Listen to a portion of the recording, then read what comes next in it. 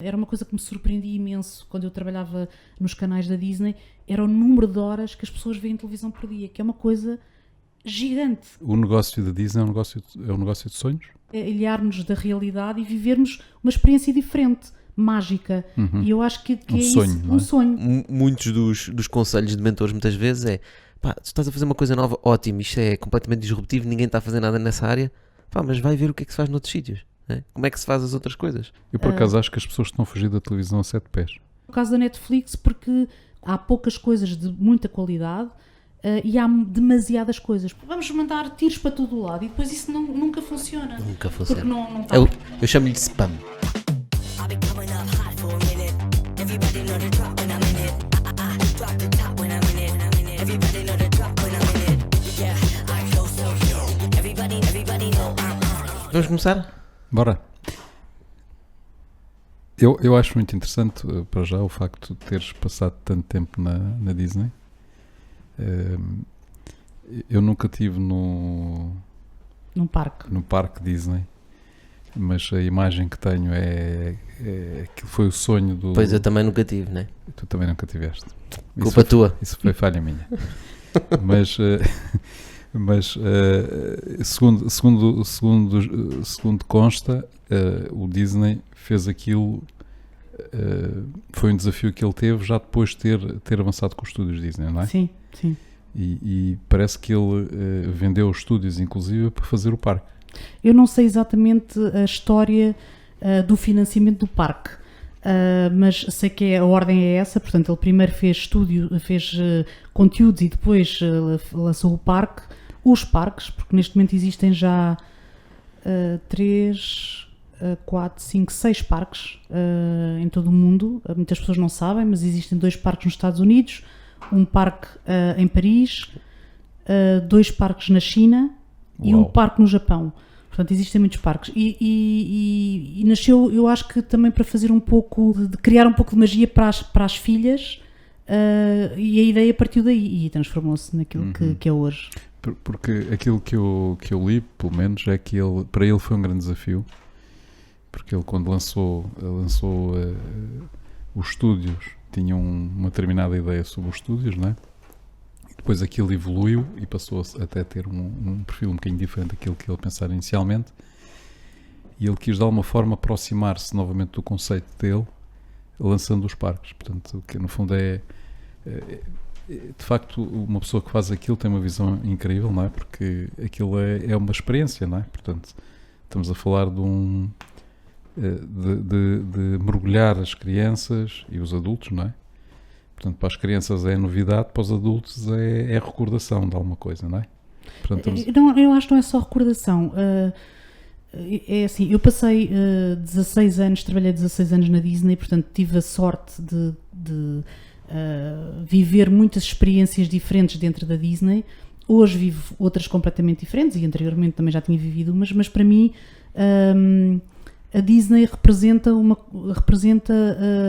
uma magia que nós temos dentro de nós e que aquilo faz, essa experiência dos parques faz vir ao de cima. A primeira vez que eu fui a um parque foi na minha lua de mel. Ok. Eu não sonhava nessa altura que algum dia trabalharia na Disney. E lembro-me perfeitamente que entrei mais ou menos na altura da parada, há uma parada todos os dias, às vezes até há mais do que uma, e vieram umas lágrimas aos olhos. Nem foi só por mim, foi por ver aquela energia que fluía naquele espaço, os miúdos a acreditarem efetivamente naquelas personagens que vinham na televisão ou que tinham nos peluches e que ali estavam a experienciar esse momento. Portanto, foi desse ponto de vista muito mágico, e eu acho que não querendo desvirtuar outros parques temáticos que existem por aí, mas efetivamente os parques da Disney são especiais. Eu já tive a ocasião de ir a vários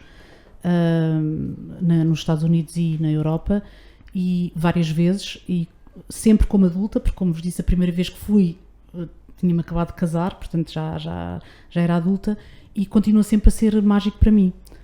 Aliás, fui o ano passado com umas amigas a Paris, foi a última viagem que fiz antes deste confinamento horrível que estamos todos a viver, e com diferentes experiências. Elas são todas muito mais novas do que eu, e para mim continua a ser mágico como da primeira vez. Apesar de agora, pronto, eu já ter algum domínio. Sim. Sou eu que sou a guia quando... Mas tu não achas que quando nós materializamos demasiado uma figura, não é? Portanto, imagina uma personagem qualquer da Disney ou outra personagem noutro contexto, que estamos a limitar um bocado a imaginação das crianças? Ou seja, porque já quando a gente vê um filme depois de ler um livro, não é? Imagina, a gente quando lê um livro temos a imaginação a construir as personagens, os contextos, porque cada um recria a sua maneira, não é? Se vemos um filme sobre o mesmo tema, portanto, posto sobre um livro, a imaginação recolhe, portanto, ou seja, nós já somos condicionados pela interpretação de quem fez o filme, não é? E as personagens passam a ter um rosto único, não é? Aqui também há um bocado isso. Mas eu acho que é um pouco diferente. Primeiro porque também existem exemplos de filmes ou de séries que se transformaram num melhor produto do que o livro que deu origem. Isso acontece. Já aconteceu, claro, em algumas ocasiões. Portanto, acho que existe, por um lado, essa visão que pode ser um bocadinho diferente, e por outro lado, as personagens em si são coisas com que nós vivemos. Eu acho que depende um bocadinho também da educação que nós damos aos nossos filhos quando os pomos diante desse tipo de personagens ou de conteúdos, porque existem outras coisas para fazer. Existe andar de bicicleta, existe certo.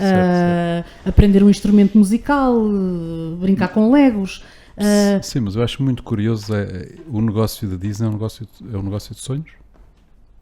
Eu acho que sim. Eu diria que, como está muito na moda hoje dizer, é entretenimento, que no caso da Disney, e eu diria que também no caso da Warner Media, que é a empresa para a qual eu trabalho, tem essa presença do entretenimento em várias áreas, nos produtos de consumo, nos conteúdos de televisão ou nas plataformas de streaming, nos parques temáticos, porque ambas têm, e portanto é construir esse sonho e essa magia que tem perspectivas diferentes, porque a Disney provavelmente é vista mais como uma marca para conteúdos para um público mais infantil, embora não seja exatamente assim, e há outras empresas dentro da área do entretenimento que têm um público-alvo um pouco mais velho. Mas sim, é criar sonhos, porque no final do dia nós também queremos, aquilo que nós pretendemos não é ir buscar a esses conteúdos ou às visitas aos parques informação ou aprendermos coisas novas. É simplesmente, eu vou dizer uma coisa um bocadinho feia, ilhar-nos da realidade e vivermos uma experiência diferente, mágica. E eu acho que é sonho, isso, não é? um sonho. Eu não vejo porque é que seja. Aliás, todas as produções da Disney são sempre baseadas numa coisa fictícia, né? Numa coisa que não existe. Da ideia que eu tenho, eu não me lembro de ver coisas da Disney que são, vamos fazer aqui um drama qualquer sobre uma coisa. Não, mesmo os filmes. Tens a Bela e o Monstro, é um drama. Sim, mas é numa ficção, não é? mas muitas histórias em geral. Eu vou dar um exemplo de um conteúdo da HBO, porque acho que é relevante para o caso. Nós temos uma minissérie que se chama Chernobyl, que foi muito, muito famosa e que retrata efetivamente um evento que aconteceu há muitos anos, e que a maior parte das pessoas provavelmente já não se lembrava ou nem sequer tinha noção, porque na altura aquilo foi lá muito longe, na atual Ucrânia, e portanto as pessoas não tinham uma noção do impacto que aquilo teve.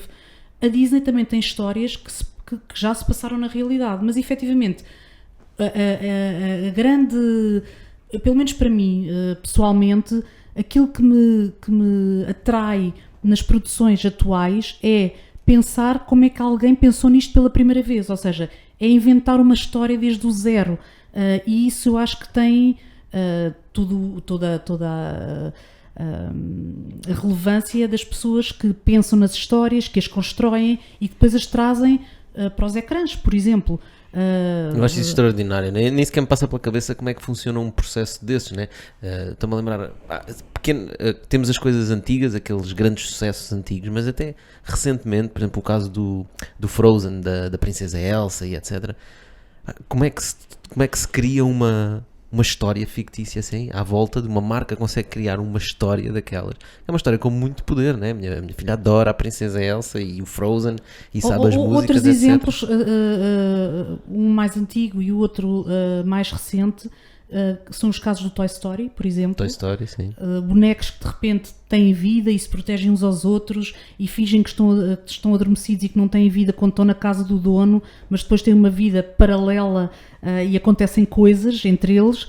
Esse é um exemplo. Há um outro filme que eu não me lembro, não tenho a certeza do nome em português, mas o nome em inglês é Inside Out, que são personagens que vivem dentro da nossa cabeça. O medo, a alegria, a tristeza e a maneira como nós conseguimos perceber naqueles desenhos animados essas emoções que todos nós sentimos todos os dias é espetacular. A questão é como é que alguém, em algum momento, teve a ideia de fazer um filme sobre isso. Mas a questão é que não é só um filme, e acho que a Disney nisso é absolutamente fantástica, que é, eles recriam todo um mundo em torno do filme, sempre, não é? Ou seja, tu tens o filme, depois tens todo o merchandising em volta disso, não é? Tens as músicas. As músicas, que super é brutal, não é? Que tem um poder de influência gigante, não é? Porque os putos depois repetem as músicas, etc. Sim, depois vais no carro e vais ouvir as mesmas músicas ali em loop, todos os desenhos animados.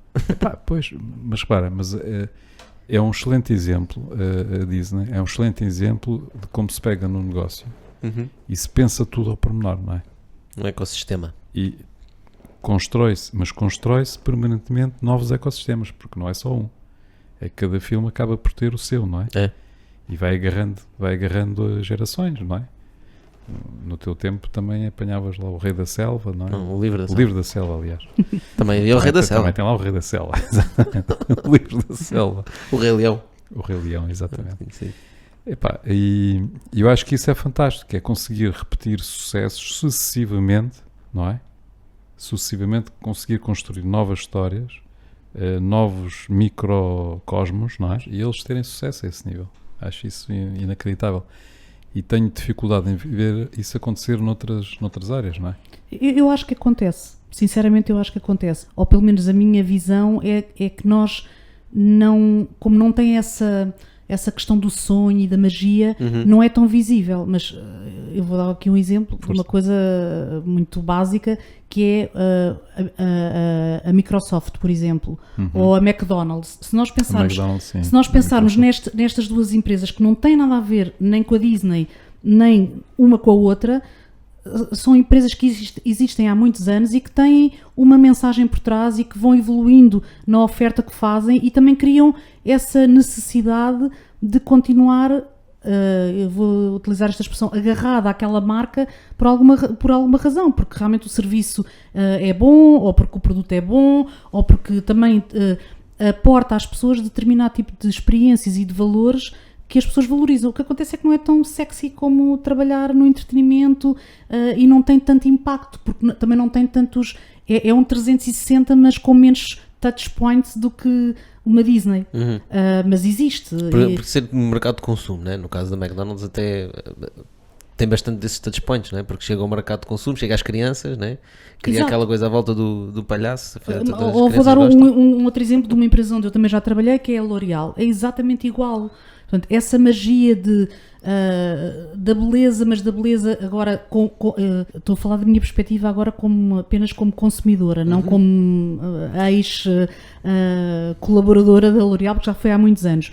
Mas, efetivamente, existem produtos para as crianças, para os homens, para as mulheres, para os mais velhos, para os mais novos, para o corpo, para o cabelo, para o rosto, de maquilhagem, para a celulite. Existem uma oferta... Mas não fogem muito do mesmo espectro, né? Do mesmo vertical, digamos assim, né? L'Oréal faz produto, né? Nós não vemos músicas da L'Oréal, não vemos programas da L'Oréal. Não há merchandising. Não há merchandising, há os brindes, né? Sim, mas isso não é mesmo. Os brindes não considero que seja a mesma coisa. Claro. Sim, claro. Mas é aquilo que é permitido a uma marca dentro daquilo que é o seu universo de atuação. Obviamente que na L'Oréal não é fácil ter músicas ou ter merchandising, porque não é esse. Mas efetivamente há um espectro de produtos que servem várias gerações, várias... Sim, Patrícia, mas repara, tu na L'Oréal compras L'Oréal, não é? Compras a marca. No caso da Disney, não compras a Disney. Compras cada um dos filmes, cada um dos produtos. Não é? Portanto, os putos não se identificam com a Disney, não é? Eles nem conhecem a Disney, em bom rigor, não é? Sabem reconhecer o símbolo. Tem quando aparece aquele castelo, não é? Ou uma coisa qualquer sim, assim. mas o que reconhecem, efetivamente, são os personagens. São os personagens e as suas histórias. E isso é fantástico, porque está sempre a produzir novos produtos. E os produtos são esses produtos que conquistam o público, não é? Eu não estou a falar da parte que é intrínseca, que está lá, que tem a ver com o why da Disney e como é que valores é que transmite e que valores tem e transmite, etc, não é? Certamente também o terá. O que eu acho fabuloso é cada produto que sai é um produto autónomo, não é? E que vem logo completo com o embrulho todo. Vem com o embrulho todo. Com as músicas, a história. Mas é verdade, isso é verdade, mas não é verdade para todos os conteúdos, não é verdade para todos os filmes. Há filmes da Disney que não foram um sucesso. Que se calhar se eu disser aqui o nome de alguns deles, vocês não vão saber. Ok. Provavelmente sim. Não vão saber porque não foram um sucesso e porque não deram, porque a questão de haver esse pacote completo não é tão linear, ou seja, quando sai um filme não é linear que para esse filme tenha que sair logo merchandising, não. É incremental, não é? À medida que se vai à vendo. medida que aquilo vai evoluindo, isso vai sendo acrescentado. Ok, consoante o impacto que tem, é isso? Exatamente.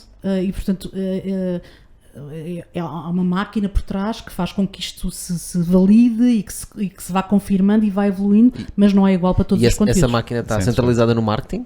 Quem é que faz movimentar isso? Quem é que faria movimentar isso?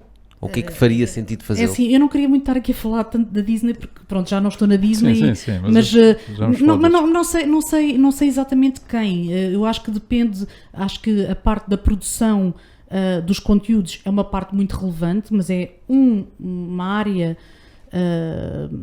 é uma das áreas de negócio da Disney. Depois há uma área de produtos de consumo que acompanha e que obviamente já tem em carteira as possibilidades de evoluir se verificar que de facto há ali um potencial e depois essa expansão vai-se fazendo ao longo do tempo. Há uma coisa aqui também importante, já agora, porque as pessoas provavelmente não sabem, efetivamente a Disney não produz brinquedos. A Disney licencia as diversas licenças a empresas como a Hasbro, como a Mattel e outras empresas do género que depois fazem sob licença a produção para a Disney. Também não produz roupa.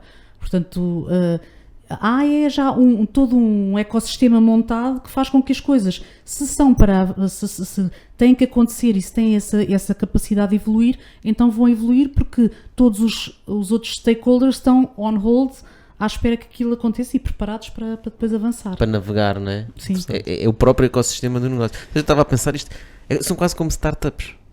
Portanto, como estavas a dizer, eles têm tudo preparado para quando atingirem determinadas quando atingirem aquelas métricas, aqueles KPIs que é preciso, não é? E é aí que os VCs começam a bombar dinheiro para as startups para elas crescerem mais rápido. E aqui a Disney quase que funciona como isso, não é? Procura os produtos que estão a ter a Disney e outras, provavelmente na área de conteúdos. Por exemplo, a Netflix deve fazer a mesma coisa, diria eu. A Guerra das Estrelas, pá, que certo. explorou até mais o universo Marvel, etc. Mas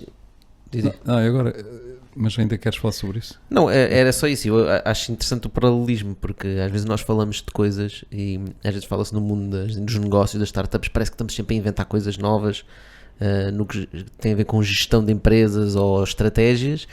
Muitas vezes o que nós estamos a fazer é a adaptação daquilo que já funcionava, e por isso é que muitos dos conselhos de mentores muitas vezes é: pá, tu estás a fazer uma coisa nova, ótimo, isto é completamente disruptivo, ninguém está a fazer nada nessa área, pá, mas vai ver o que é que se faz noutros sítios, né? Como é que se faz as outras coisas e sobretudo o que é que se faz noutros negócios. É isso, noutros negócios que não são o teu. Eu vou-vos contar aqui um episódio que aconteceu comigo há muitos anos, quando eu comecei a trabalhar na Disney, precisamente.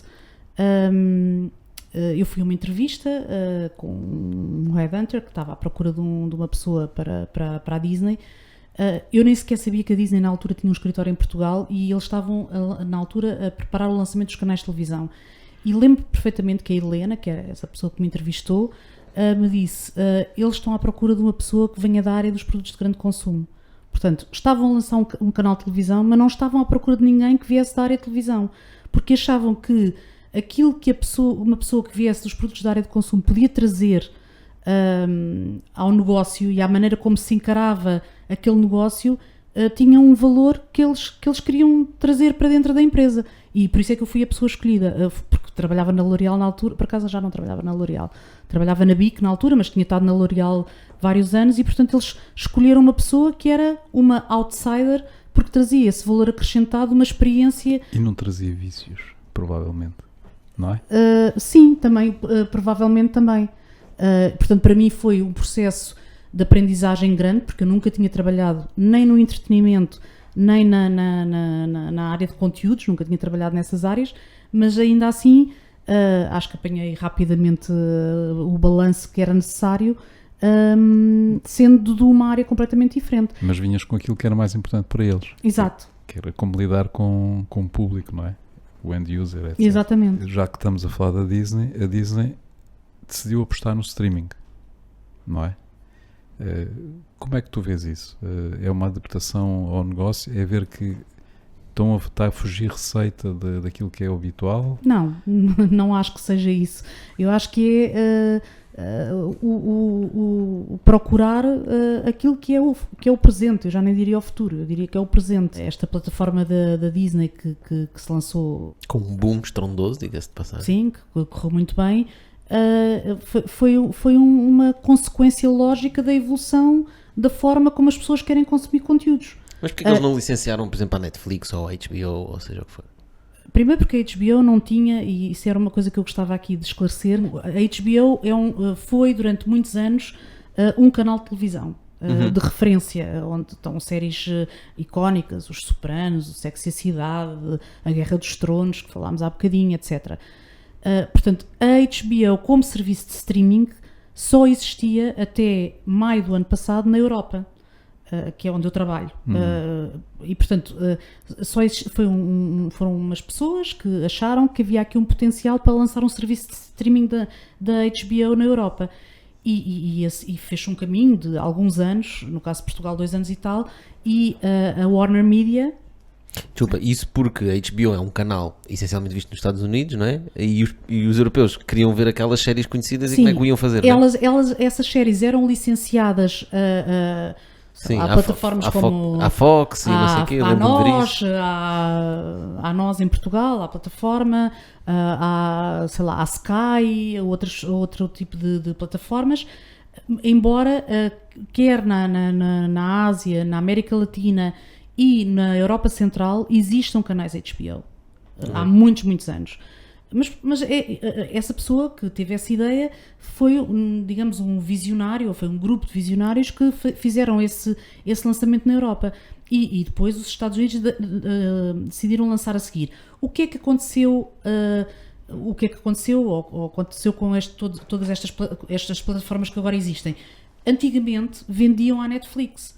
Mas de repente começaram a perceber, as pessoas hoje o que querem é consumir os conteúdos onde e quando quiserem, sem terem publicidade, na sua casa, no telemóvel, no computador, na televisão, e portanto começaram a perceber que o negócio da Netflix, que as pessoas também ouvem muito falar de Netflix, mas a Netflix como empresa tem 20 anos de história.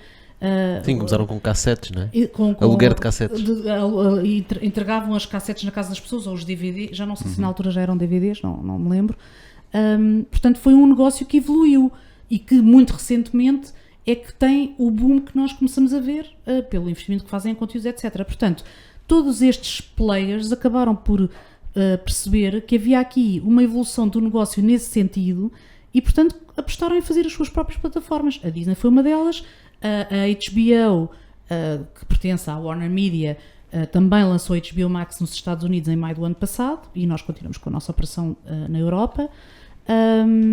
E eu acho que foi mais essa questão de não continuar a vender à Netflix. Isso acontecia, aliás, ainda existem alguns conteúdos aqui e ali que estão na Netflix e que são de outros players, porque uma questão de direitos ainda lá estão, mas mais tarde ou mais cedo vão ser recuperados para as suas plataformas de origem e para serem exploradas por essas e não por outras. Mas como é que nós, em que é que vai parar? Porque eu vejo isto como consumidor, não é? Ok, eu tenho uma conta na Netflix, agora tenho uma conta no HBO, agora tenho uma conta noutra qualquer, Disney Plus. Às tantas, quantas contas é que eu vou ter? Parece que estou a subscrever canais. É que até agora o que eu fazia na televisão, eu subscrevia a Mel, a nós, Vodafone, seja o que for, e tinha uma panóplia de canais. E continuas a ter. A questão, há aqui uma questão importante neste negócio do streaming, que é uma correlação direta entre a penetração de televisão paga e o desenvolvimento deste tipo de serviços de video on demand. Porque se nós temos uma televisão, como é o caso em Portugal, onde nós temos uma televisão paga, ou premium, não é premium, mas efetivamente são canais pagos, que rondam aos 90% dos lares. Obviamente que essas pessoas são um bocadinho mais céticas de estarem a subscrever outras coisas para poderem ter acesso a conteúdos. Há outros territórios, vamos aqui já ao lado da Espanha, onde a situação não é bem a mesma. Portanto, a penetração dos canais pagos é muito mais baixa. Eu não sei o número, mas diria que está nos 50%.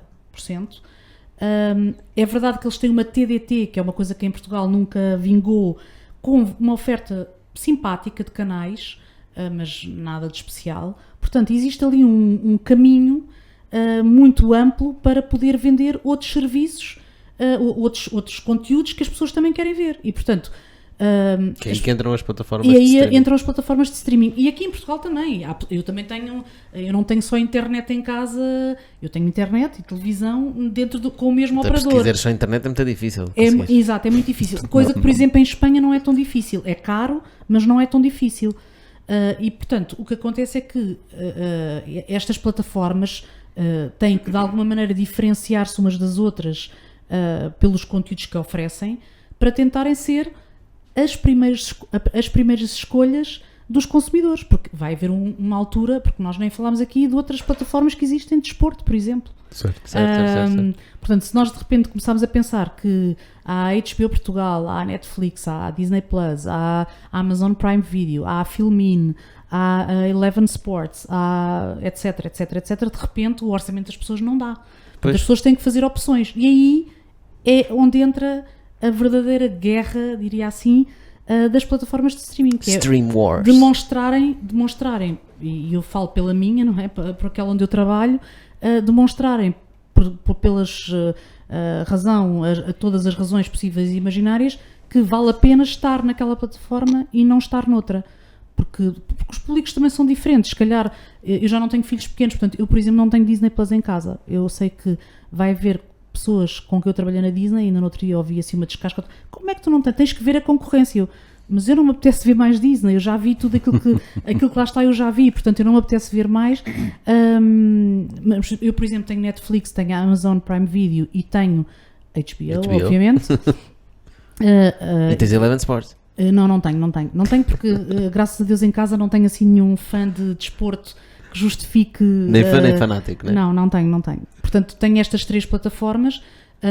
Muito sinceramente, a que eu vejo mais é a HBO, e estou a dizer isto sem qualquer intuito de promover ou de puxar a brasa à minha sardinha, mas efetivamente... Mas podes puxar à vontade. Eu identifico muito mais com os conteúdos da HBO do que identifico com os conteúdos da Amazon Prime Video, por exemplo, porque não conheço muitos, e há 2 ou 3 que se calhar valem a pena e os outros não me parece que valham tanto, e no caso da Netflix, porque considero que tem muita coisa, mas do meu ponto de vista com uma qualidade um pouco mais baixa. Portanto, há poucas coisas de muita qualidade e há demasiadas coisas, portanto para mim depois torna-se difícil escolher o que é que eu vou escolher, portanto vejo mais HBO. Mas será que no futuro as plataformas de streaming vão ser obrigadas pelo mercado a juntarem esforços e a fazerem vendas conjuntas? Pois, a minha questão era, o ponto que eu estava a levantar é muito por aí, porque repara, se nós vamos neste Stream Wars, essencialmente o que vai acontecer é as empresas com mais capacidade de criar conteúdo, engaging content, né? Conteúdo que as pessoas gostam e querem ver, né? conseguirem criar mais Game of Thrones, né? A loucura do Game of Thrones, toda a gente queria ver a Game of Thrones, havia pessoas a subscrever a HBO só por causa do Game of Claro, Thrones, claro. né? Portanto, estas plataformas que conseguirem criar estes conteúdos mais engaging vão esmagar os pequeninos.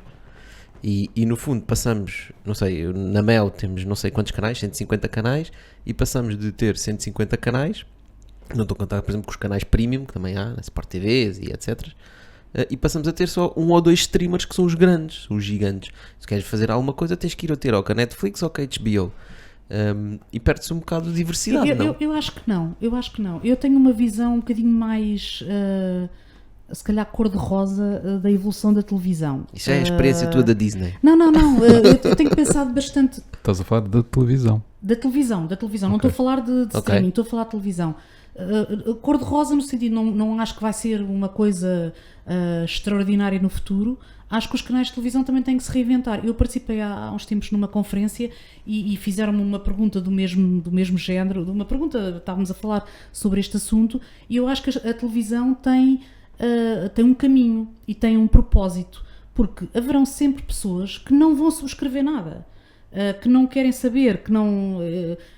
as pessoas mais velhas, por exemplo, que já não têm paciência, não sabem como é que se faz, portanto, querem, a única coisa que essas pessoas querem é, quando chegam a casa ou quando estão em casa, terem conteúdos que as entretenham, ver as notícias à noite, ver um filme de vez em quando. Portanto, o papel da televisão continua a existir. Sim, mas a televisão não quer ter esse papel, porque senão depois não tem publicidade, não tem rendimento. Eu acho que continua a ter, desde que continue a existir uma quantidade de pessoas suficientes a verem televisão, e eu acho que esta situação que nós vivemos atualmente veio contribuir, na minha opinião, para reforçar o papel da televisão. Eu, por acaso, acho que as pessoas estão a fugir da televisão a 7 pés, porque já não aguentam ouvir falar em pandemia e em vírus e etc. Eu acho que agora... Sim, isso estás a dar outra razão. Não, Não é? mas eu concordo. É que tu tens uma unanimidade em termos de televisão, e isso agora verifica-se cada vez mais. É que tu vais ver um canal qualquer, tens notícias ou tens comentários, e é tudo igual, é tudo sobre os mesmos temas. Neste caso é sobre o vírus, mas se houver outro acontecimento, é sobre outro acontecimento. Tens casos em que estão a transmitir as coisas em simultâneo, ou seja, começa a haver uma competição tão grande entre elas que acabam por ir roubando temas uns aos outros, não é? Sobreporem temas e discussões para roubar audiência. E dessa forma deixam de ter efetivamente variedade de oferta, não é? Mas eu acho que isso se passa muito nos blocos das notícias, porque fora disso continua a existir telenovelas, continua a existir programas tipo A Máscara, ou mas sei aí, lá, estou-me a lembrar de outros... Escuta, mas aí o streaming tem muito mais oferta, é muito mais interessante. Mas se calhar há pessoas que querem continuar a ver atores portugueses, querem continuar a ver telenovelas brasileiras, telenovelas portuguesas. Agora já tem aquele da SIC, como é que se chama, do streaming? Opto. Também já há mais streaming. Por isso é que eu estava a dizer, a televisão continua a ter um papel, mas tem que se reinventar. Esse é um bom exemplo de uma forma que a SIC encontrou para ter, primeiro, conteúdo exclusivo que só está nessa plataforma, depois permitir às pessoas terem, por exemplo, blocos de notícias. Eu também não tenho Opto, portanto não sei exatamente qual é que é o conteúdo, mas terem, por exemplo, blocos de notícias curtos, que não são as notícias normais de 1 hora, mas são de 15 minutos, e ficam ali com um flash de notícias.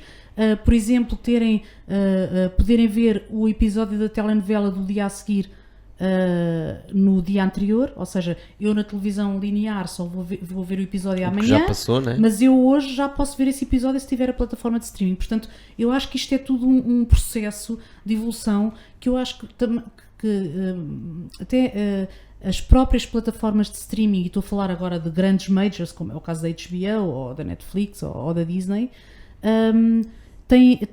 também elas estão a descobrir todo este mundo, não é? Já existem, por exemplo, algumas plataformas, há uma que se chama, acho que é Peacock, não tenho a certeza, de Pavão. Pavão.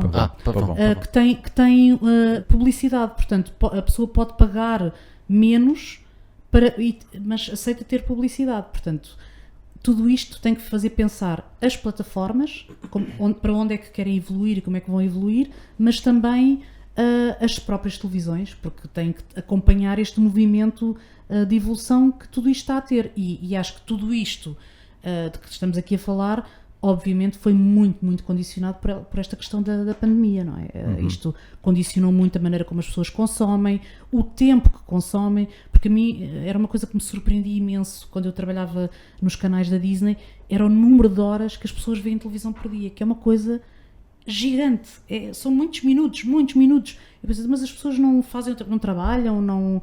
Obviamente que isto Às vezes está a televisão ligada e ninguém vê, não é? Também, mas esses minutos são contabilizados também pelos audímetros que são utilizados para a medição de audiências. Portanto, e esses audímetros, eu não sei como é que funciona, por acaso não teria conhecido uma pessoa em Espanha que tem um audímetro. Eu pensava que isso era quase um mito, que não existia, mas afinal... Que eles inventavam os números. Eu nunca conheci, eu perguntei várias vezes, em várias formas, tu conheces alguém que tem um audímetro? Não, até que fiz uma pós-graduação em Espanha há poucos anos atrás, e de repente uma colega que estava no curso tinha um audímetro, e eu, meu Deus, é a primeira vez que eu conheço. Epá, eu sou da mesma opinião. E aliás, eu não percebo, e fica aqui um apelo aos nossos ouvintes, se alguém souber, que partilhe, que eu gostava muito de saber porque é que plataformas como a Mel e a Nós precisam de audímetros ainda hoje em dia, quando transmitem a televisão por internet e têm boxes e não conseguem calcular isso tudo automaticamente. Pronto, mas não é tão linear, porque essas plataformas também transmitem por satélite, por exemplo. Bem, pronto, cortem o satélite, metem uns audímetros no satélite. Eu percebo bem porque é que não conseguem medir isso. As televisões não são elas a medir. Quem faz as medições são entidades contratadas. Certo? Não sei para quê. Para publicidade. Pois? Para dares audiência. Tem para justificar a publicidade. Portanto, uma oportunidade. Se for a própria televisão, a Mel, ou seja, quem for a dizer qual é a sua audiência, não tem legitimidade, não tem credibilidade, diremos assim, para os anunciantes. E depois também há aqui uma particularidade, utilizando por exemplo o caso da Nós. A Nós tem uma plataforma que distribui televisão e tem alguns canais que por acaso são próprios e que eles também vendem a outros. Os canais Telecine, por exemplo, ou TV Cine, estão na Nós e são propriedade da Nós, mas também se distribuem no Mel e noutros. Mas esses são só uma parte, porque eles também têm a SIC, e também têm a RTP, e também têm a TVI, e também têm a Fox, e também têm etc. Portanto, no fundo eles são um agregador de canais de televisão. Portanto, dizer que a Mel, o peso da Mel ou o peso da Nós é este ou aquele, isso é medido pela Anacom de cada X tempo, é feita uma entidade que estuda e que analisa e que diz existem X subscritores em Portugal da Mel, da Nós, da Novo, da Vodafone, e a Vodafone cresceu X no último semestre e a Nós decresceu, ou vice-versa, e isso é relativamente à plataforma. Depois, em relação aos canais individualmente, essas audiências são medidas por uma entidade externa que mede essas audiências na generalidade do mercado, e não se é na Nós, no Mel... Pois, faz sentido. Mas o reinventar a televisão, eu acho que, quer dizer, parece claramente que a televisão está a perder pontos para a internet, não é? Sim, eu acho que isso é evidente. É evidente. Isso acho que é evidente. Isso significa, sobretudo, o perder pontos não é só perder audiência, é começar a perder fortemente também temos publicidade. Portanto, a partir do momento que a publicidade começa a transitar para a internet, e já transita há anos que está a acontecer, não é? Portanto, é um fenómeno consistente e constante. Coloca-se, de facto, o problema, a determinada altura vai-se colocar o problema da sobrevivência, não é? Como aconteceu com os jornais, não é? Portanto, os jornais não souberam reinventar-se. Portanto, até hoje, não conseguiram. Portanto, mas, por exemplo, a rádio conseguiu. A rádio conseguiu. Porquê que dizes que a rádio conseguiu? Porque acho que hoje em dia o tipo de coisas que se fazem em rádio não tem nada a ver com aquilo que se fazia em rádio há 10 anos atrás. Estou-me a lembrar de uma RFM ou de uma rádio comercial, que são as mais conhecidas. Mas achas que aumentaram audiências? Eu acho que provavelmente sim. Porque têm outras formas, têm podcasts, têm programas temáticos, não são aquilo que foram toda a vida, que era estávamos músicas e depois havia uns noticiários e publicidade no meio. A rádio já não é isso hoje em dia, e portanto, quando se anunciou o final, que a rádio ia desaparecer, porque as pessoas já não estavam em casa a ouvir rádio, mas as pessoas continuam a ouvir rádio no carro, precisam. Obviamente que existem outras alternativas para ter notícias que não são a rádio, mas há determinados momentos, e eu estou a lembrar-me sobretudo do nosso país, que nós temos rádios com coberturas a nível nacional, coisa que não acontece, por exemplo, noutros países. Volto a dizer o exemplo de Espanha, que as rádios são muito mais locais. É uma rádio que é da Catalunha, até nos canais de televisão acontece isso. Em Espanha não é só na rádio. E acho que a rádio se soube reinventar. Mas repara, nós neste momento estamos a roubar tempo à rádio, Estamos. E isto é uma evolução. não é? E se tudo estiver a correr bem, há a HBO e a Netflix também, porque temos pessoal a ver-nos no YouTube.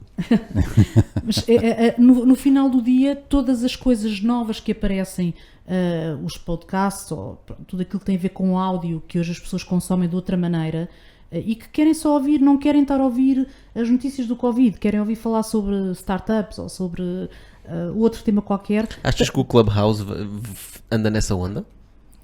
Eu acho que sim, que anda um Não é? bocadinho Porque as nessa pessoas onda. vão lá é para ver ouvir temas específicos. Exato. Ele é rádio. Sim, aquilo é uma coisa um bocadinho mais parecida, não é um podcast, mas as pessoas podem escolher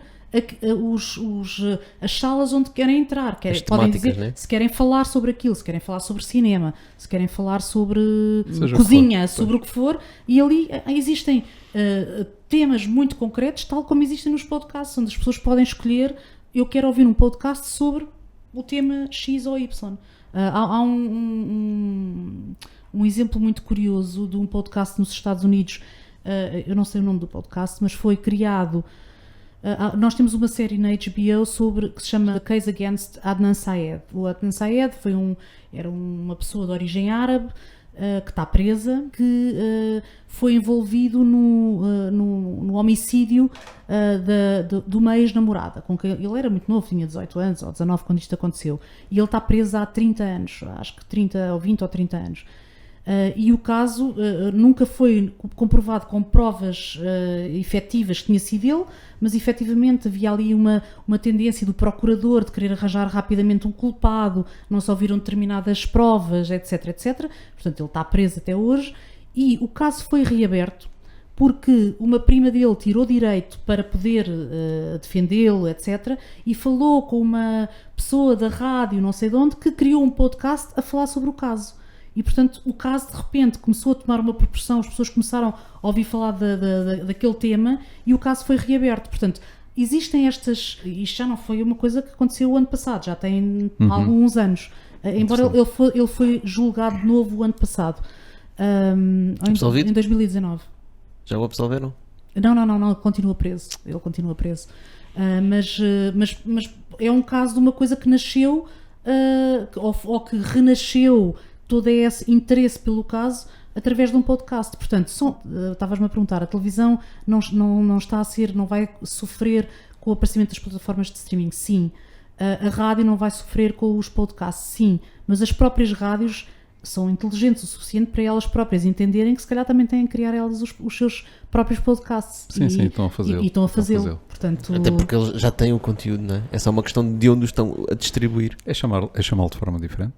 É agarrar naqueles programas que já têm e que estão a fazer stream para a rádio, cortar e fazer podcasts. E não só, tu tens jornais a fazer podcasts, não é?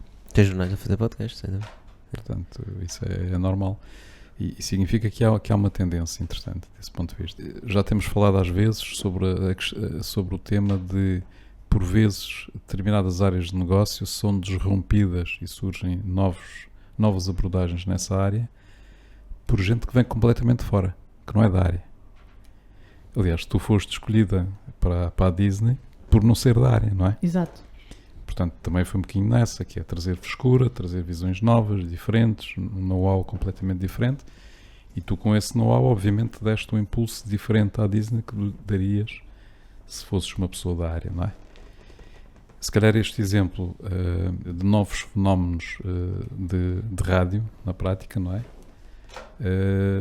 Podem ter a ver com isso, ou seja, e podem surgir também novos fenómenos a termos de televisivos, ou em termos daquilo que será o futuro da televisão, que não virão da televisão. Sim, eu acho Podem vir do streaming, podem vir de outras áreas, e que vão acabar por matar a televisão. Mas até que repara, o streaming, não é?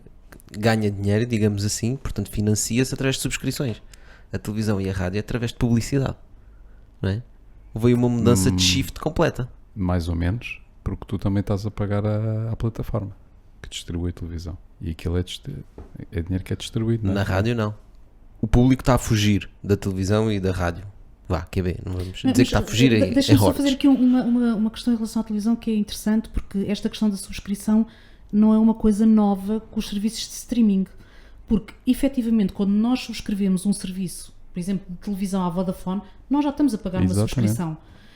Depois, como é que é a repartição desse valor pelos diferentes canais a que eu tenho acesso, o fornecedor de internet, a banda larga de internet, o telefone, etc. Isso é uma questão que o consumidor não tem que se preocupar com. Mas no final do dia, quando eu subscrevo um serviço de televisão, internet e telefone, um triple play, como isso se chama, eu já estou a pagar uma subscrição. Mas na rádio não.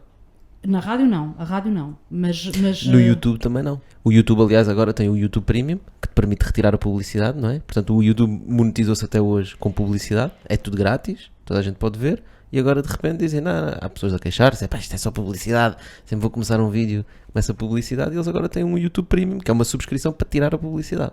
Eu sei que o Spotify também tem publicidade, se não me engano. Sim, não é? mas a Patricina há bocado falou que já há plataformas de streaming que já oferecem uma vertente com publicidade, uma oferta com publicidade ou sem publicidade. ou sem publicidade. E, portanto, isso faz com... sim, este Peacock que eu estava a falar. Ok, mas são estes pequenos, né, que estão a aparecer. Por acaso, a Peacock é de uma grande... Eu não sei, não me estou agora a lembrar qual é que é a Major, mas é de uma Major. Mas tem essas duas possibilidades. Ou há uma oferta onde pagas o preço, foi definido para aquele serviço, e, portanto, podes ver quando quiseres, e andas para trás e andas para a frente, ou tens um outro onde pagas menos, mas tens publicidade. Nós como consumidores, desculpa, estamos sempre neste limbo, né? Porque a verdade é, o pessoal no Facebook está sempre, isto o Facebook, só usam os meus dados para ganharem dinheiro comigo, para ganhar dinheiro com publicidade, né? Social media em geral, estou a falar de Facebook, mas pronto. Portanto, aí a monetização deles é com publicidade, mas se o Facebook tivesse uma subscrição de 29,99€ por mês, não sei quantas pessoas é que estariam dispostas a pagar. Claro. Depois nos streamings é a mesma coisa. Uma data de streamings, tem que andar a pagar subscrições a torto e a direito, deviam era todos pôr publicidade que é para não pagar streaming. Então ficamos aqui. É claramente, ou temos ou publicidade ou subscrições. Estamos no início e acho que estão-se a experimentar vários modelos de negócio. Na prática é isso. E depois as coisas vão de se alinhar, não é? Consoante os consumidores que têm. Provavelmente vão conviver vários modelos de negócio mesmo. Claro, eu concordo. Eu acho que vão conviver vários, porque vão existir pessoas que não querem nunca mais ter publicidade e serem interrompidas. Há outras que não se importam porque acham que o valor que pagam pelo serviço ou aquilo, até a quantidade de horas que consomem não justifica o preço que pagam e, portanto, preferem ter publicidade e ter na mesma ao serviço, mas pronto, tem a publicidade, que pode não ser só publicidade. Eu não tenho a certeza daquilo que vou dizer, mas eu acho que já se ponderam, inclusive, eu não sei se já existem, provavelmente nos Estados Unidos sim, só para vocês terem uma ideia, em outubro de 2019, eu estive numa conferência, numa reunião da HBO em Madrid, e na altura foi-nos dito que nos Estados Unidos já existiam cerca de 140 serviços de streaming. Portanto, nós aqui estamos falamos aqui de 4 ou 5, certo. Mas 140, porque há o da pesca, como há o canal Caça e Pesca, pronto, agora está o exemplo, o canal Caça e Pesca, há um serviço de streaming para os caçadores ou para os pescadores, e há outro serviço de streaming só para wrestling, e há outro serviço de streaming só para cozinha. Não faço a mínima ideia se estes exemplos são bons, mas efetivamente, há 2 anos atrás, ou há 1 ano e meio atrás, já existiam nos Estados Unidos 140 serviços de streaming.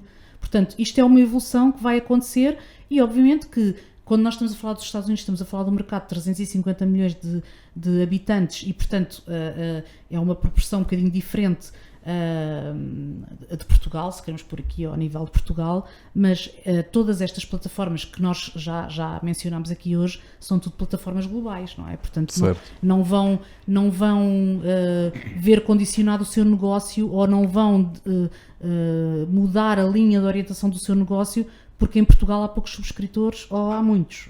Claro. Se continuar somos uma gota no oceano. Mas se continuar a fazer sentido, porque, por exemplo, a HBO, eu disse-vos há bocadinho, a HBO Portugal lançou-se em fevereiro de 2019 e foi o 20º país na Europa desses tais, 20º ou 19º, desses tais países onde existia uma plataforma de streaming. E esses países, os países grandes que existem nessa plataforma são Espanha, obviamente, muito importante, a Suécia, a Dinamarca, a Noruega e a Finlândia, portanto os países nórdicos, e depois na Europa Central a República Checa, Polónia e Hungria, que são os maiores, e depois Portugal e Espanha. E depois existe a Croácia, pronto, existem outros países mais pequenos. Mas não foi por causa disso que eles não decidiram... França e Alemanha não? Não, ainda não. Por causa da língua? Não foi por causa da língua, foi porque existem, como sabes por falar ao princípio, determinados acordos de conteúdos que existem fechados e que não permitem que... E havia também esta projeção, este projeto de lançar uma plataforma chamada HBO Max, que se lançou nos Estados Unidos em 2020, em maio, que vai chegar agora à América Latina em junho, isso é público, portanto posso falar sobre isso, e que nos restantes países europeus, onde a HBO já está, só estou a falar desses, chega até ao final deste ano. Portanto, HBO Max, o que é isso? A HBO Max é um upgrade a vários níveis. O máximo que tu tens direito. Eu tenho, por acaso, acesso e é espetacular. É, no fundo, materialização de uma plataforma de streaming de uma major, que é a Warner Media, em grande escala, porque começou nos Estados Unidos e é uma plataforma de streaming que vai substituir as plataformas de streaming da HBO que existem na Europa, porque até agora era o único sítio do mundo onde existiam essas plataformas. Olha, já agora por curiosidade, a Peacock é da NBC. NBC, pronto, eu sabia que era de uma... E é gratuito e depois tem uma versão premium, tal como o YouTube faz, etc. Mas olha, agora agarrando nisso, estavas a falar do Max e começaste-me a fazer pensar no futuro. Quando é que acham que isto caminha? Eu tenho uma ideia de uma coisa, de uma área que me apaixona muito, uma coisa que está em crescimento, que tem a ver com as vendas em streaming e vendas online, etc. Quando é que estas plataformas poderão começar a financiar-se dessa forma? Portanto, vendendo produtos. Portanto, eu vejo uma novela, vejo um armário que eu gosto, uma estante, whatever, posso comprar? Vocês veem isso como uma possibilidade futura? Bom, eu acho que há outra coisa, eu vejo isso como possibilidade futura, vejo, sinceramente, mas acho que ainda há aqui um período, há aqui diremos assim, uma fase que tem que ser gerida de qualquer maneira, que é esta questão. Se tens 140 canais de streaming hoje, quer dizer que daqui a 5 anos vais ter 1000, não é? Sim. Não vai ser possível as pessoas subscreverem, de facto. Ou seja, é tal coisa, haverá 3 ou 4 que vão ser os major, não é? E depois os outros não se vão safar por aí além. Portanto, mesmo que haja nichos de mercado muito específicos, etc., se calhar poderão surgir novas plataformas que vão agregar streamings em que as pessoas possam pagar por demand, não é? Ou seja, eu hoje quero ver uma série XPTO que está num streaming, amanhã quero ver, ou no mesmo dia vou ver um programa, um documentário que está noutro streaming e vou pagar por eles. Eu gostava muito que isso acontecesse, mas o mercado não gosta nada desse tipo de soluções. Estás a ver? A Patrícia não gosta nada não, disso. Porque eu lembro exatamente do problema das trotinetes. Quando nós tínhamos trotinetes agora ainda temos trotinetes, mas houve aí um momento em que explodiram a questão das trotinetes partilhadas. E tinhas a Bird, a Lime e mais não sei quantas. Havia muitas empresas. E para usar qualquer uma das trotinetes eu precisava ter uma aplicação. E N empresas, startups a dizer, não, nós vamos criar uma aplicação que vai juntá-las todas, vai agregar. E tu vais ter que ter uma. Só que eles não querem. Agora se cá gostavam de ter. Mas eu acho que não querem. Eu acho que a Netflix e a HBO não vão querer. Não vão querer. Não é só não querer, é não podem. Porque existem aqui questões até do ponto de vista legal que não permitem este tipo de junção de empresas. Posso dar um exemplo do contrário? Faz falta blockchain aí. Vai haver tecnologia que permite fazer isso. Um exemplo do contrário foi o que fez a Apple. Portanto, eles quando fizeram o iPod, fizeram uma coisa que era impensável na indústria de música. Foi fazer acordo com todos. Não é? Eles conseguiram fazer isso. Quando lançaram o iTunes.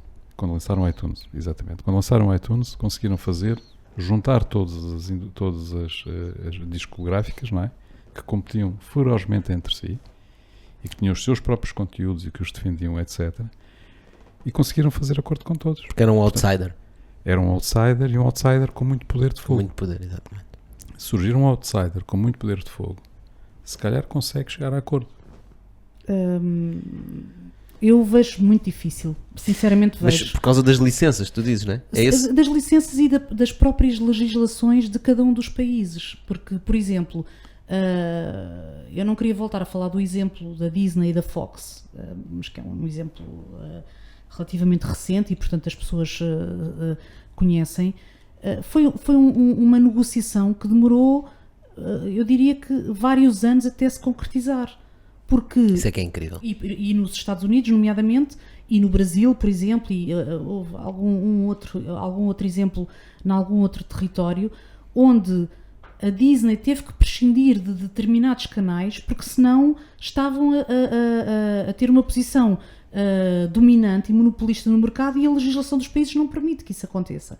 Portanto, tiveram que deixar cair algumas, sei lá, a Fox News nos Estados Unidos, eu não tenho a certeza disto, mas imaginem que a Disney é dona da ABC, que é uma concorrente direta da Fox. Portanto, tem que haver ali uma negociação que permita que essas majors não fiquem com uma posição dominante no mercado. E as legislações mudam bastante. Na Europa, por acaso, é uma legislação mais ou menos comum, pelo menos dentro dos países da Comunidade Europeia, mas na Ásia há outras legislações, na América Latina há outras, sendo que o Brasil e o México têm legislações muito específicas. Portanto, há essas limitações. E outra coisa, este exemplo o que deu da Apple é exatamente o mesmo que podemos encontrar no Spotify, por exemplo. Mas existem outros players no mercado de música. Agora não me estou a lembrar de nenhum, mas existem outros que não são o Spotify, nem são a Apple Music. O Tidal, sim, há mais. E YouTube. Muita gente ouve música no YouTube. Exato, muita gente ouve música no YouTube, mas realmente esses eram os outsiders. Porque, por exemplo, o caso do YouTube, o YouTube também produz algum conteúdo, mas a esmagadora maioria do conteúdo que está no YouTube são pessoas como nós que produzem esse conteúdo e põem-no no YouTube. Portanto, são produzidos milhões de horas todos os dias, mas não são eles que estão a produzir conteúdo. No caso das empresas de streaming, são as empresas que têm que produzir o conteúdo. E produzir o conteúdo é muito caro. Eu gostava de vos dar um exemplo de uma coisa que está a acontecer hoje. Eu fiz-vos essa referência há bocadinho. Nós hoje lançámos na HBO Portugal e nos outros países todos o filme A Liga da Justiça de Zack Snyder, portanto é deste realizador, e foi a primeira vez que lançámos um filme que nos países em que tem cinemas abertos e que estão a funcionar também saiu no cinema, em simultâneo na plataforma de streaming e no cinema. Em todos os países ao mesmo tempo. Uau. Isto está a acontecer hoje. E o pessoal foi ao cinema? Não, em Portugal não está. Não vão ao cinema porque não podem muitas vezes. Não há. Está fechado. Exato, não há. Mas efetivamente nos países onde os cinemas estão abertos, o filme também está a estrear no cinema, mas está a estrear nas plataformas de streaming. Mas este filme, obviamente, os custos de produção de um conteúdo como estes ou outros, ou uma Guerra dos Tronos, para dar outro exemplo, são gigantes. Portanto, para valer a pena, tem que haver um nível de pessoas a verem, de pessoas a subscreverem, de audiências que depois fazem, no caso Estás só de compromisso à partida, não é? Tem que haver algum compromisso. Mas porquê tem que ser só os streamers a produzir conteúdo? Portanto, existe agora um conceito que anda muito na moda, que tem a ver com o Creators Economy, a Passion Economy, das pessoas criarem o seu próprio conteúdo e vendê-lo, monetizá-lo através de vários tipos de plataformas, inclusive influencers, etc. Mas mesmo pessoas... Olha, podemos vender o Pitol com a HBO. Por exemplo. Porquê que não há... Exatamente, mas é nesse sentido que eu estava a ir. É porque que não há content producers que são freelance, digamos assim, e que vendem os seus conteúdos às plataformas. Acho que isso acontece, não acontece? Não, Sim, mas quando tu falas que o investimento das plataformas de streaming em conteúdo é muito grande, nós podemos passar toda essa parte de conteúdo para este tipo de mercado. Sim, mas não há aí um mercado gigante por explorar? Eu acho que não, porque depende um bocadinho de cada uma das plataformas. Há plataformas que podem ter, eu não estou a menosprezar minimamente produções independentes, porque já aconteceu, algum produtor independente propor um conteúdo e esse conteúdo depois é gerido mas não é a mesma o mesmo empenho e o mesmo nível de investimento e o mesmo nível de compromisso que se tem quando se lança uma Guerra dos Tronos, que é baseado num livro que é um best-seller e, portanto, há ali uma envolvência muito grande. Obviamente que a Guerra dos Tronos foi aquilo que foi, porque de repente a primeira temporada criou um buzz gigante e as pessoas todas queriam mais, e a seguir, e depois há mais livros, e portanto a seguir há a segunda e a terceira e a quarta até chegarmos à última temporada. Portanto, Sim, mas isso são mega produções. isso são né? mega produções. As outras produções depende do nível de qualidade e do tipo Nós temos coisas na Netflix por vezes que são. Não custa muito produzir aquilo, não é? Quando comparado com uma Guerra dos mas Tronos, era não é isso nada. exatamente o que eu ia dizer, é que também depende do nível do benchmark de qualidade que cada plataforma quer ter. Se calhar há plataformas, e agora não vou nomear, mas as pessoas que estão a ouvir com certeza vão perceber, que têm muitos conteúdos e se calhar não são todos assim tão bons. Se Tipo a calhar, Netflix.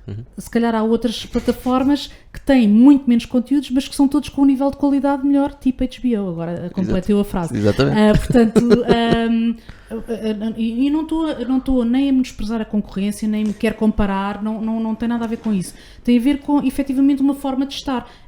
Vocês podem imaginar, eu não tenho nada a ver com a produção de conteúdos, eu trabalho no marketing e, portanto, eu promovo os conteúdos que me dizem para promover. Não tem nada a ver com a produção dos conteúdos, mas obviamente havendo uma equipa em Portugal e um escritório em Portugal, eu recebo, eu diria que quase todos os dias, propostas. Eu gostava de fazer uma série, eu sou... São independentes. Não queria dar aqui nenhum exemplo assim concreto porque a pessoa pode estar a ouvir e depois vai perceber, mas das coisas mais inacreditáveis que depois eu posso-vos contar a seguir. Tipo aquele gajo que fez um streaming que estava a dormir e as pessoas iam doando dinheiro para ele para fazer parvoíces. Vocês não sei se viram esse. Não vi. Nós depois vamos meter aqui o nome que agora não me recordo. Mas ele basicamente estava a gravar enquanto dormia e as pessoas iam doando e iam pondo música para acordar e coisas assim. Pronto, mas Um stream de entretenimento. Mas pronto, uma coisa desse Interativo. género é diferente, porque é diferente, porque nunca ninguém fez, se calhar, uma coisa desse género. Mas há outras coisas. Eu, por exemplo, recebi há pouco tempo uma proposta de um conteúdo que eu achei que era um conteúdo que até tinha alguma qualidade, porque eu vi o trailer, etc. Eu não opino sobre isso, mas obviamente se responde às pessoas, tenho pelo menos dar-lhes algum... Pelo menos a tua opinião tens que ter. Tenho que ter a minha opinião. E eu achei que até ela tinha alguma qualidade e algum interesse, mas não era claramente para a HBO. Também não era para a Netflix. Era provavelmente para o National Geographic, por exemplo. Ok. E foi isso que eu sugeri à pessoa fazer. Contacta a National Geographic, porque isto é uma tipologia de conteúdo que se calhar tem interesse para esse canal, mas não tem interesse para a nossa plataforma, porque nós não temos esse tipo de conteúdos. Pessoas de stand-up, etc. Stand-up comedy, né? Stand-up comedy, mas Entertainers. entertainers, comediantes, etc. E nós não temos esse tipo de conteúdo na nossa plataforma. Não temos. Eu sei que a Netflix teve no princípio, nós não temos. Portanto, depende um bocadinho da maneira como cada uma das plataformas se pretende posicionar. E no caso da HBO Portugal, uma coisa que foi muito importante para nós e começou, eu acho que no dia de Portugal do ano em que nós lançámos, que foi começar a comprar conteúdos portugueses. Portanto, nós temos muitos conteúdos portugueses, nenhuma outra plataforma tem conteúdos portugueses, a Netflix não tem conteúdos portugueses, embora tenha alguns atores portugueses em séries da Netflix, mas não tem conteúdos portugueses e nós temos bastantes conteúdos portugueses, quer filmes, quer séries. E isso é uma coisa que eu acho que nos diferencia positivamente em relação às outras plataformas, porque há muitas pessoas que, por exemplo, não puderam ver uma determinada série que passou na RTP e agora podem ver na HBO, ou não puderam ver um filme e agora podem ver. Eu estou a lembrar de Madre Paula, A Herança, Água Seca, por exemplo. Água Seca, que é uma coprodução com a TV da Galiza, da RTP e a televisão da Galiza, que nós temos e que já foi anunciada uma segunda temporada. Ou seja, vocês procuram diferenciar-se face à concorrência, não é? Sim, a nossa diferenciação não passa por ter conteúdos portugueses, a nossa diferenciação é pela qualidade das Pela grandes curadoria séries. que vocês fazem, né? Exatamente, a curadoria é uma coisa Pois. muito importante para nós. E é por aí que caminha, é o que estavas a dizer, quando houver os 260, né? Agora estava a 260, epá, provavelmente até vão ser 2.600 ou 7.000. A questão é, como no YouTube, eu tenho várias pessoas a criar conteúdo, como nas redes sociais, tenho vários influencers e tu vai começar a haver uma curadoria e as pessoas vão começar a escolher que tipo de conteúdo é que querem seguir e que tipo de conteúdo é que querem consumir. E enquanto tu estavas a falar, eu estava aqui a pensar que há aí umas oportunidades incríveis para pessoas realmente ajudarem estes content creators, estas pessoas que criam conteúdo, não é? Em encaminhá-las. Tu disseste, por exemplo, nesse exemplo que deste, que ele devia ir era à National Geographic. Pode perfeitamente haver aí uma layer de pessoas profissionais que podem ajudar esses content creators, ou uma plataforma, ou seja o que for, a distribuir o conteúdo para os locais certos, não é? E o mesmo para os consumidores, que me ajuda a escolher o que é que eu quero consumir e onde é que eu não quero consumir. Perdão, mas isso, eu acho que isso se deve fazer de uma forma minimamente organizada, porque basicamente convidaram-me da Universidade do Minho para eu falar a estudantes das áreas de gestão, etc. E depois eu tive algumas perguntas de pessoas que me fazem perguntas que eu tento ser simpática e tento arranjar uma solução como essa pessoa que eu encaminhei para o National Geographic, que é da minha concorrência, não direta, mas é da minha concorrência, mas efetivamente a maior parte das pessoas não obtém sequer uma resposta. E depois isso também é muito, eu acho que é desmotivador para poderem continuar. Eu tento responder sempre a toda a gente, seja no LinkedIn ou através do nosso serviço de apoio a clientes, que recebe muitos e-mails e que depois me direcionam, e eu tento sempre responder, ou pelo menos direcionar para alguém que possa ajudar, mas muitas vezes também não tenho tempo, não é? Tenho outras coisas para fazer e, portanto, se houver essa forma organizada de poder ajudar essas pessoas, eu acho que tem toda a utilidade, até porque muitas destas coisas não se passam aqui. Passam-se lá fora e não é muito fácil depois a pessoa poder, sei lá, um ator participar num casting internacional, ou depois há pessoas que também são, e desculpa-me a expressão, demasiado amadoras e portanto têm o sonho que vou escrever para a HBO porque eles vão fazer uma série com uma coisa que eu escrevi aqui quando tinha 15 anos, também já me aconteceu. Não há um guião, não há um trailer, não há nada, não há um... E obviamente essas pessoas, pronto, podes dizer, olha, muito obrigado, mas este tema não é um tema que nos interessa.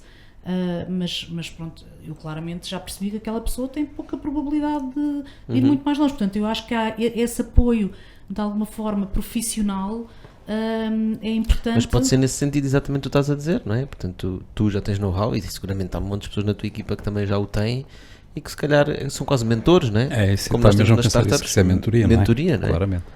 Tu não podes apresentar uma coisa destas a uma HBO em que não faças pelo menos este. É igual nas startups, né? Tu não podes ir ter com um investidor se não tiveres um pitch, se não tiveres os slides que mostrem X, Y, Z, né? Eu também tento fazer muito isso nas redes sociais e quando o pessoal vem ter comigo, tentar ajudar naquilo que eu sei. Eu também não sei tudo. Eu ajudo naquilo que eu sei, dar algumas dicas do que se está à espera da indústria, né? E acho que é uma coisa também muito importante que eu por acaso disse a estes alunos que estavam a assistir a esta conversa que tive na segunda-feira, que é quando nós nos dirigimos a alguém, à HBO, Portugal ou a outra entidade qualquer, sabemos com quem é que estamos a falar. Porque muitas vezes eu recebo e-mails que vamos aqui tentar, vamos mandar tiros para todo o lado e depois isso nunca funciona. Nunca funciona. Porque não está... Eu chamo-lhe de spam. Exato, não está preparado. Obviamente eu tento responder mais uma vez, mas... É tipo senhor/senhora. Exato, é o senhor/senhora, exatamente. Senhor/senhora e o e-mail em BCC. Mas Vai logo assim para o lixo. eu não mando para o lixo e tento responder, mas efetivamente são pessoas que não se informam, que era o que eu dizia a estes alunos. Não, mas para, eu mando para o lixo e assumo isso. Eu mando para o lixo porque é assim, se a pessoa manda-me um e-mail e não procura informar-se se eu sou senhor ou senhora, não é? Já não estou a dizer informar-se sobre o que é que eu faço e porque é que me está a mandar o e-mail. É porque é spam. E se é spam, não merece resposta. Certo. Eu faço evangelização de dizer assim, atenção, estás a mandar spam. Eu acho que primeiro as pessoas têm que perceber que aquilo que estão a fazer é vender o seu projeto. No caso de um estudante, estão-se a vender eles próprios, não é? Estão a tentar vender-se e a mostrar que eles são a pessoa mais qualificada para aquele trabalho do que qualquer outra. Portanto, têm que saber vender. E eu dei um exemplo muito concreto. Quando vocês vão a uma entrevista, e aqui é a mesma coisa, quando eu mando um e-mail para alguém e estou a vender e estou a mandar o meu currículo, ou esta pessoa está a mandar o trailer, ou está a mandar, ou não está a mandar nada, que é a tal senhora/senhora, a pessoa que está do outro lado já vos conhece, mas vocês não conhecem quem é a pessoa que está do outro lado. Portanto, se vocês forem a uma entrevista à HBO e eu vos perguntar qual é a tua série favorita, e essa pessoa me responder eu não gosto de séries, é que morreu ali, quer dizer, não há Estamos para hipótese aqui fazer nenhuma. o quê, né? Exato. Eu prefiro 1000 vezes que a pessoa me diz, a minha série favorita é The Crown, Ou da concorrência, exato. da concorrência.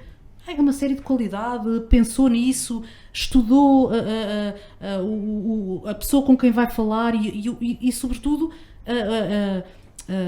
o setor. Agora, se a pessoa não faz essa preparação, e isto acontece muitas vezes nestes e-mails Acontece, e nestas acontece. abordagens de É pessoas verdade. que acham que têm uma ideia genial, esquecem-se que há milhões de pessoas neste mundo inteiro que têm ideias também que acham igualmente geniais e, portanto, só algumas é que se transformam em realidade. Portanto, para se transformar em realidade há que haver um trabalho preparatório por trás. Há que sobressair e exato, estudar. E estudar. Que eu acho que é uma coisa que as pessoas muitas Olha, vezes acho que essa é uma esquecem. excelente dica para acabar aqui, porque isso aplica-se ao que tu estavas a falar e aplica-se a tantas outras áreas e aplica-se muito na área de startups e de negócios. Pai, quando vais falar com pessoas que queres que sejam teus sócios, vai ver quem são, vai ver quais são os interesses. Ou de quem queres mentoria, queres conselho, ou, Exato. não é? Queres que seja teu co-founder ou até que queres que trabalhe contigo, seja o que for, né? Em tudo na vida. Né? Olha, vamos à frigideira. Pode ser, Patrícia? Nós temos aqui uma frigideira. Peço que escolhas aí um Ingrediente. Um ingrediente. Um ingrediente do Bitoque. Se no futuro só pudesse existir ou TV ou serviços de streaming, qual é que escolhias? Eu acho que esta resposta é óbvia, escolho serviços de streaming, obviamente, porque mais que não seja porque eu não quero ficar desempregada, portanto, acho que é óbvio. Mas, Mas há pouco, como estavas a falar que a televisão se ia reinventar e etc, e tinha também o seu lugar, não é? e tem, eu acho que continua a ter, mas se tivesse que escolher só uma das opções, escolheria serviços de streaming, claro. É uma tendência.